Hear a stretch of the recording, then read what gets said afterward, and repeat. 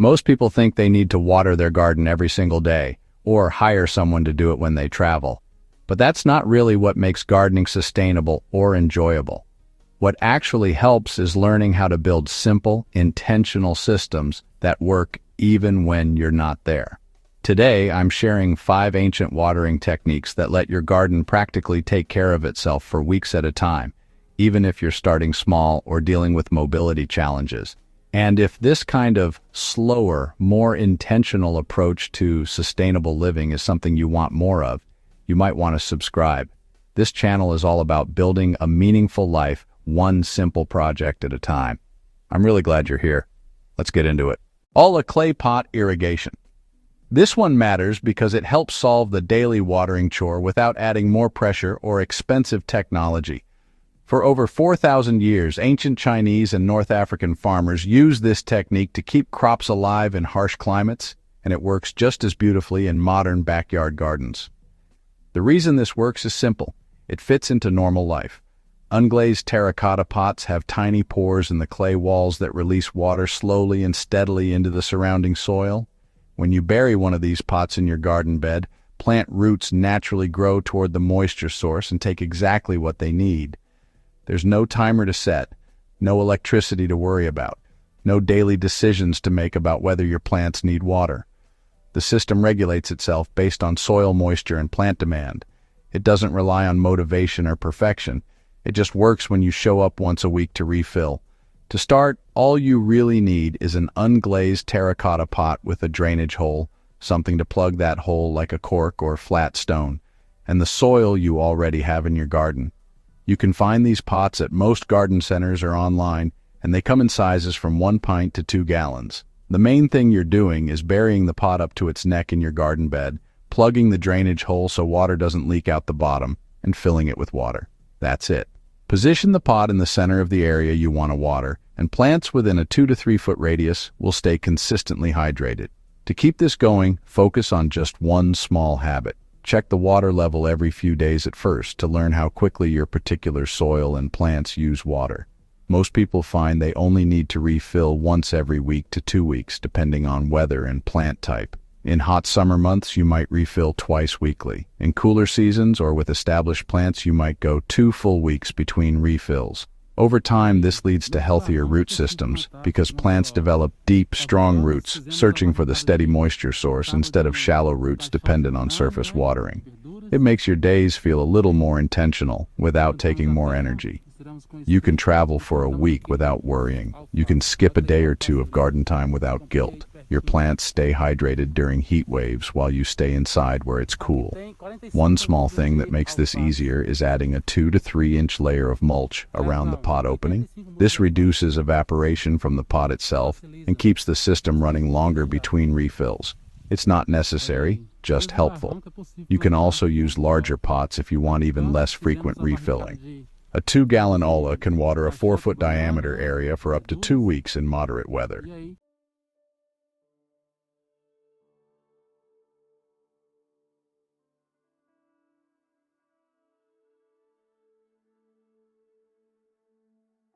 This one matters because it helps solve uneven watering, surface runoff, and constant monitoring without adding more physical strain to your gardening routine. Ancient Egyptians understood that water naturally moves upward through soil when given the right conditions, and they used this principle to irrigate crops along the Nile.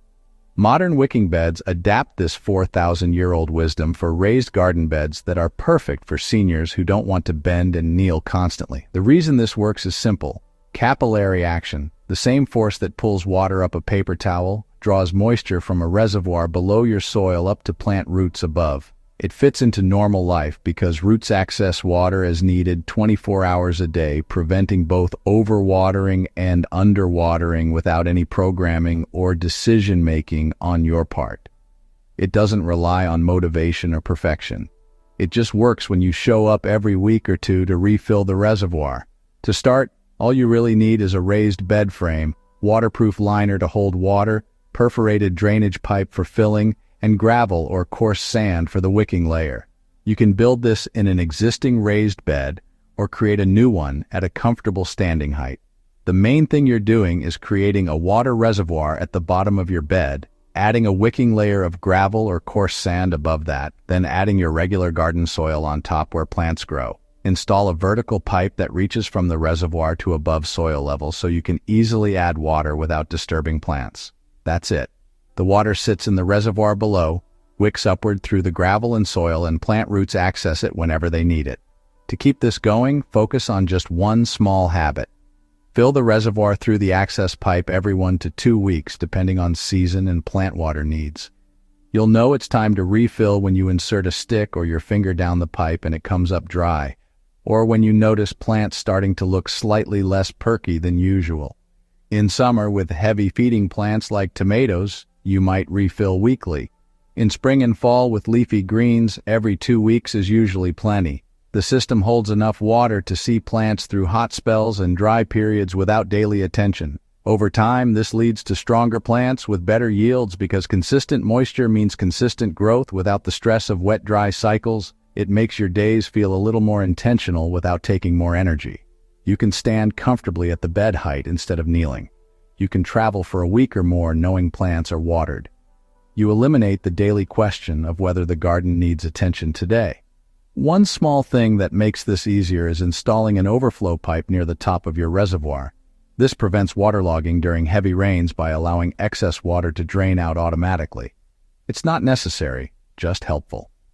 You can also mark water level indicators inside your access pipe so you know at a glance when refilling is needed without guessing.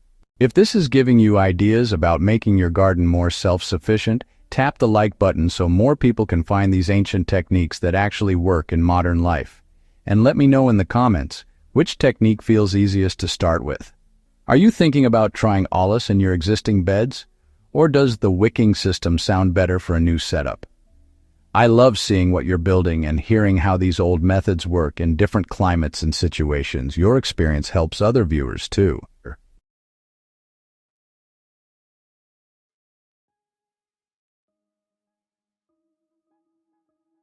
This one matters because it helps solve vacation watering, container garden maintenance, and forgetful watering without adding complex systems or asking neighbors for help. Romans adapted earlier Mediterranean techniques to keep potted plants alive in their courtyards and atriums, and this same principle works beautifully for modern container gardens, patio pots, and indoor herbs. The reason this works is simple.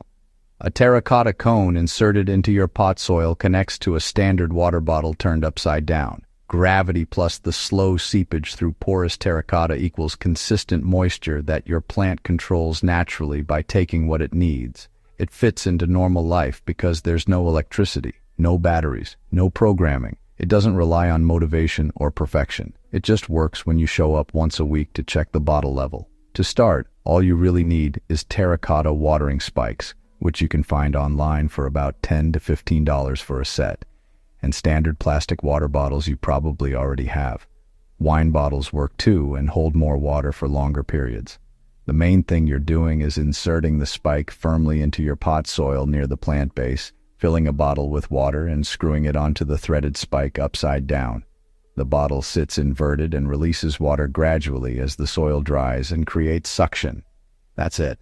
The plant and soil work together to regulate the flow naturally. To keep this going, focus on just one small habit. Check your bottles every few days at first to learn how quickly each particular plant uses water. Most standard water bottles provide 5 to 7 days of watering for typical houseplants or patio containers. Larger bottles or wine bottles can extend that to 2 weeks or more. When you see the bottle is empty or nearly empty, simply unscrew it, refill, and replace. No complicated maintenance or cleaning needed. Over time, this leads to healthier container plants because they never experience the stress of drying out completely or sitting in overwatered soil. You never come home from a weekend trip or vacation to find dead or dying plants on your patio. It makes your days feel a little more intentional without taking more energy. You can forget about daily watering completely. You can leave town for a week or two with confidence. You eliminate the guesswork about whether each individual pot needs water today. One small thing that makes this easier is testing the water flow rate on the first day. Fill the bottle, attach it, and check after a few hours to make sure water is seeping at a good rate, not too fast or too slow. You can adjust by using different size spikes or bottles until you find the right combination for each plant's needs. It's not necessary, just helpful.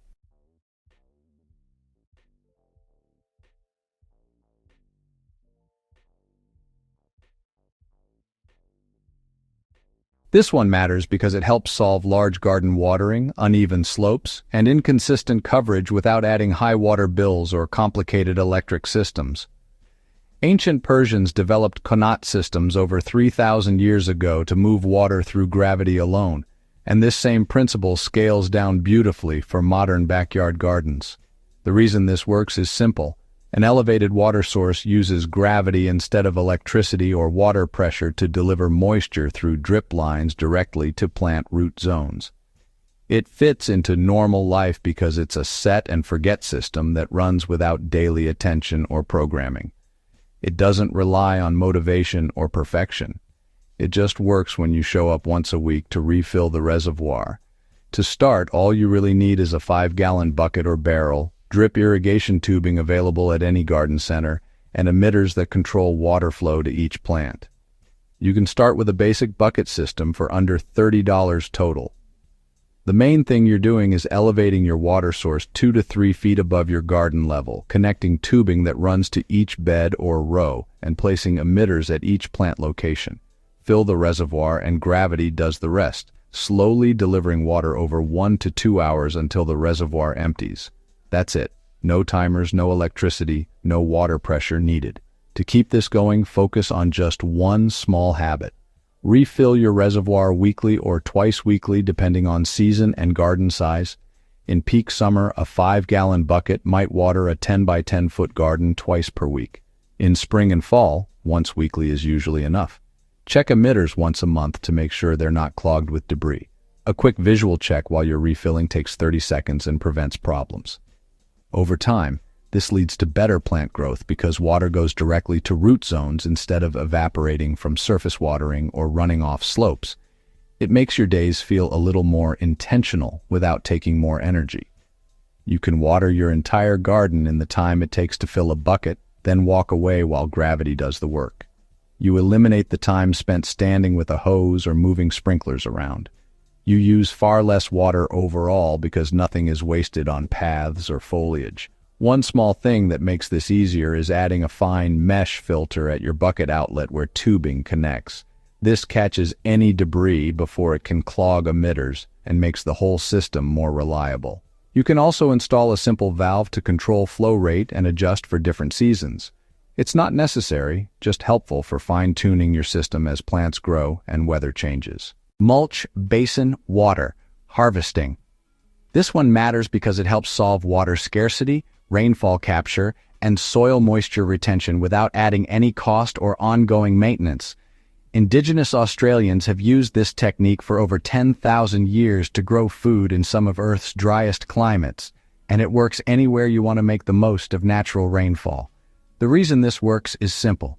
Shallow basins built around each plant base catch and hold rainwater right where it's needed most.